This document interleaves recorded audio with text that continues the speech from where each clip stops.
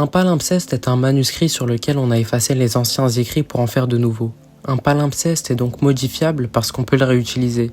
La mémoire est-elle un palimpseste ? On y dépose nos pensées, souvenirs et nos apprentissages.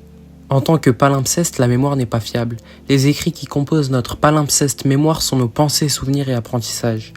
Les écrits sont enregistrés et codés dans le cerveau, mais étant donné que ce sont simplement des écrits, certains peuvent s'effacer. Notre mémoire enregistre mieux certaines informations que d'autres et notre psychisme influence la mémorisation.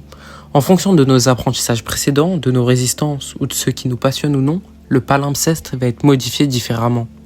Si l'événement auquel on assiste ou le sujet de notre étude nous passionne, la connotation est positive. Les écrits, c'est-à-dire les informations qu'on enregistre, sont mieux ancrés dans le palimpseste. Si on est confronté à un événement difficile, il arrive parfois que notre cerveau censure la scène, de sorte que cette scène soit enregistrée dans notre corps car on l'a vraiment vécue mais on ne s'en souvient plus ou alors vaguement. Et on n'a pas les mots pour décrire ce qui s'est passé.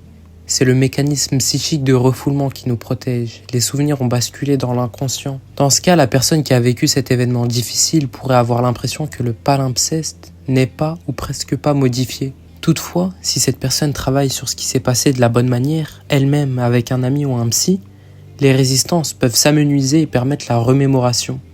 Ainsi, les écrits sont conscientisés et potentiellement bien enregistrés. Enfin, certaines informations auxquelles on fait face peuvent être mieux enregistrées, notamment si on les a déjà vues précédemment. C'est le cas lors de l'apprentissage du théorème de Pythagore, par exemple. À force de le répéter, nos synapses se renforcent et on enregistre le théorème. Le palimpseste est renforcé. Ou encore dans le cas d'un obstacle épistémologique. Les nouveaux écrits, c'est-à-dire les nouvelles connaissances, sont bien imprégnés car le conflit cognitif peut profondément nous marquer. Ou à l'inverse, les nouveaux écrits s'effacent progressivement si les anciens écrits sont déjà bien enracinés.